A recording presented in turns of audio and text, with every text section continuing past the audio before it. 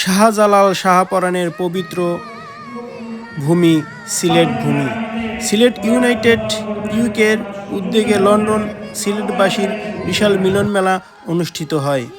অদ্য 13ই নভেম্বর 2024 ইংরেজি তারিখে রোজ বুধবার সিলেট ইউনাইটেড ইউকের উদ্যোগে পূর্ব লন্ডনে বিখ্যাত রয়্যাল রিজেন্ট হল বৃহত্তম সিলেটে এক বিশাল মিলন মেলা অনুষ্ঠিত হয়।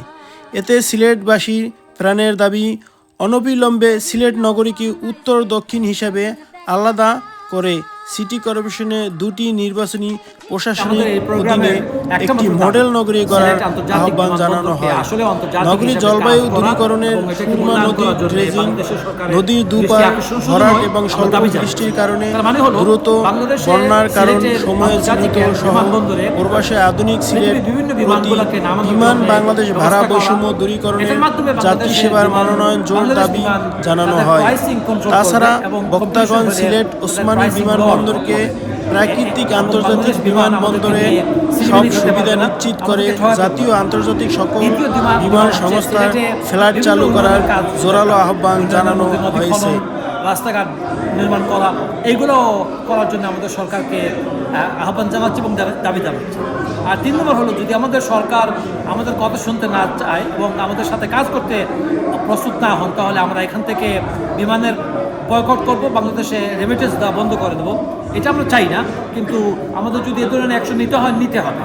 আমরা চাই বাংলাদেশের সরকার আমাদের সাথে কাজ করবেন, আমরা তাদের সাথে কাজ করব এবং একতাবদ্ধ হয়ে বাংলাদেশকে গঠন করার জন্য সবাই কাজ করে যাব। এটা হচ্ছে আমাদের আহ্বান, এটা হচ্ছে আমাদের আহ্বান জানানো হয় বর্তমান অন্তর্বর্তীকালীন সরকারের প্রধান উপদেষ্টা মহোদয়ের কাছে জনাব শাহজাহান আহমেদ চৌধুরী এবং অ্যাডভোকেট শফিক উদ্দিন আহমেদ যৌথ সঞ্চালনায় এবং জনাব কামাল উদ্দিনের সভাপতিত্বে সভায় শুরুতে পবিত্র কুরআন তেলাওয়াত করেন মাওলানা আব্দুল কুদ্দুস।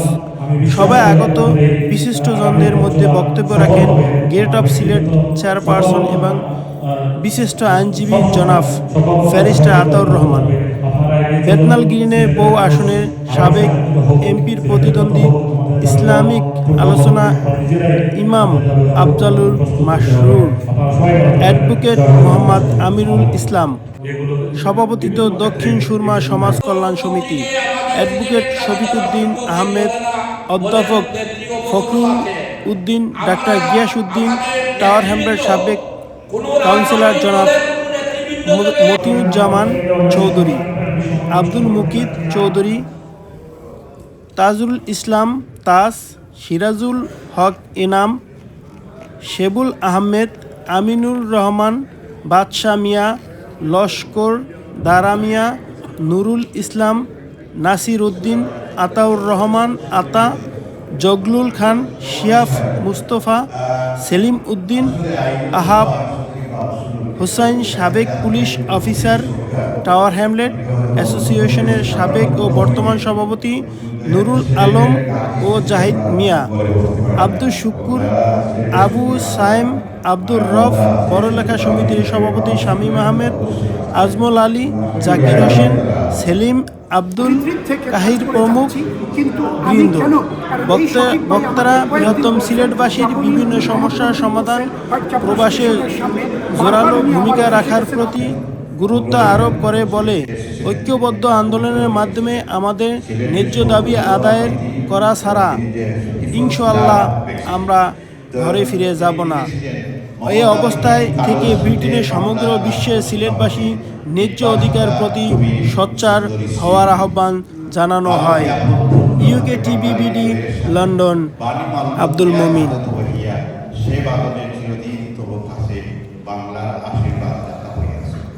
বাংলাদেশের সাথে আসামের যে সম্পর্ক, সিলেটের সঙ্গে আসামের যে সম্পর্ক, আমরা আসাম কমিশন করছিলাম। শাহজালালের উদ্দেশ্যই দেশ সিলেট জেলার লোকজন গোলাপগঞ্জের বিভিন্ন এলাকায়, রায়কাওয়ার অন্যান্য এলাকায় মানে অনেকটা সিএসপি অফিসার ছিলেন এবং তারা ছিলেন অবস্থান করছিলেন, কিন্তু এই অবস্থা এখন আর নেই।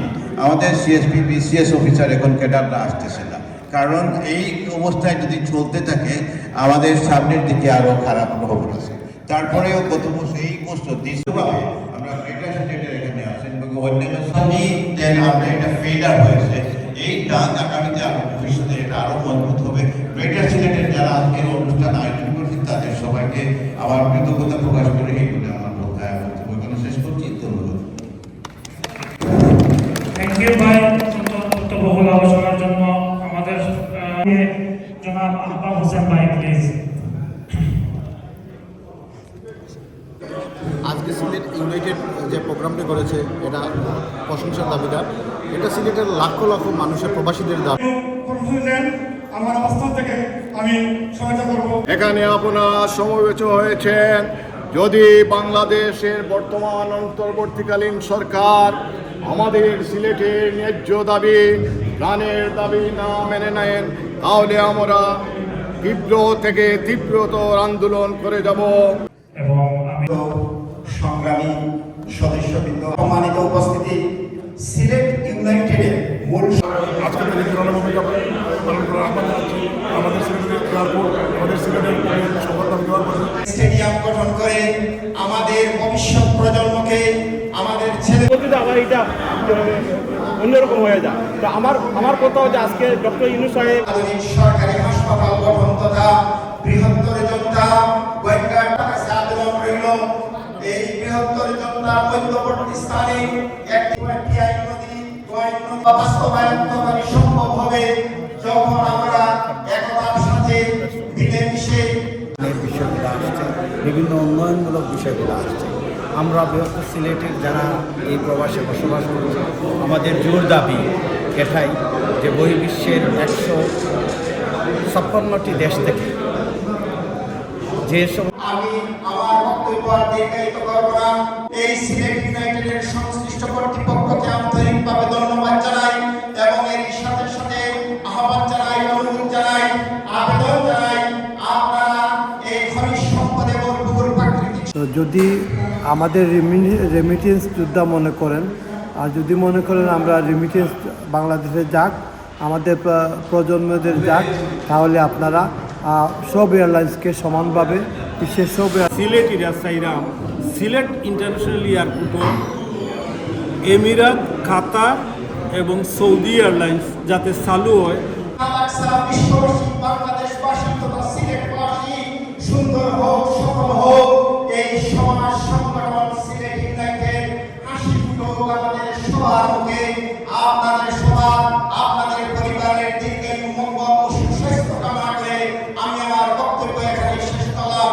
আসসালামু আলাইকুম ওয়া রাহমাতুল্লাহ।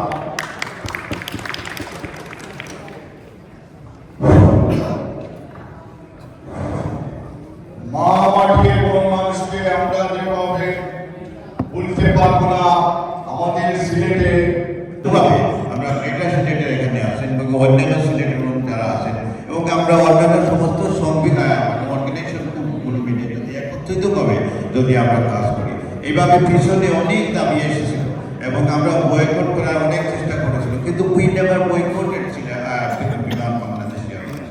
This is what happens. আমরা সবসময় বলি বয়কট করবো, কিন্তু দেখবেন কিছুক্ষণ কিছু স্বার্থান্বেষী মানুষ আপনি বয়কট করে যাচ্ছেন, কিন্তু তারপর টিকিট কাটতে ছেড়ে যাওয়ার জন্য। So this is what happen. বয়কটও হবে না এবং এইরকম দাবি দাওয়া করে কোনো লাভ হবে না। তার ঠিক বরং we have to get United. যাতায়াত করে আমাদের প্রাণের দাবি হলো গিয়ে যে বৈষম্য থাকে, যে আমরা দেশটারে দেশের সাথে কিলা আমরা প্রজন্মের কানেকশন রাখা যায়। এবং এই যে ডিমান্ড যেটা আমরা সায়রাম আমরা ইউনাইটেড সিলেট ইউনাইটেডে যেটা উদ্যোগ নিচ্ছে, যাতে ইন্টারন্যাশনাল এয়ারপোর্ট সিলেটে, তাহলে বিভিন্ন এয়ারলাইন আইব এবং যখন হলিডে হয় আমরা দেশে আমাদের বাচ্চাদের লিয়া যে কমিউনিটি যখন দেশে যেতে চায় টিকিট মেলে না এবং কষ্টটা খুবই সিভিয়ার হয়ে যায়। কারণ আমরা পরিবার যদি দেশে যায়, আমাদের বাচ্চারা লিয়ে যখন দেশে যায়, দেশের যে হাজার হাজার লাখ লাখ পাউন্ড যখন মানে লাখ লাখ টাকা খরচ করা হয়, এটা তো আমাদের দেশের উন্নতি হয়, দেশের ব্যবসার মধ্যে উন্নতি হয়। আমরা চাইলাম যে এই যে সম্পর্কটা কন্টিনিউ যদি না থাকে, দেশে কীভাবে প্রোগ্রেস হবে। আর আমরা চাইলাম যে আমাদের প্রজন্ম যদি দেশের সাথে কানেকশন থাকে, যে দেশে আমাদের যে ট্যুরিজমের যে উদ্যোগ নিচ্ছে বাংলাদেশে, এই ট্যুরিজমের যে উদ্যোগ যদি নেয়, তাহলে তো আমাদের কোনো প্রজন্ম তো যদি না যায়, তাহলে তো প্রবাসীদের উদ্যোগ। তো আমরা চাইলাম যে দেশের সাথে আমরা যে একটা ভালো আমরা প্রেমিক, আমরা যারা প্রবাসী যারা আছি, আমরা এই সব দেশের অ্যাম্বাসেডর হিসাবে কাজ করি। আমরা সবসময় চাই দেশের প্রোগ্রেস। সুন্দর হোক, সফল হোক। এই সমাজ সংগঠন সিলেট ইউনাইটেড হাসি ফুটুক আমাদের সবার মুখে আপনাদের সবার আপনাদের পরিবারের দীর্ঘায়ু মঙ্গল ও সুস্বাস্থ্য কামনা করে আমি আমার বক্তব্য এখানে শেষ করলাম। আসসালামু আলাইকুম ওয়া রাহমাতুল্লাহ। Astronomically high, especially when their children have holidays. It's about more than £1,000. So they can, with the £500, they can go to Dubai. So we need a lot of cheaper airfares.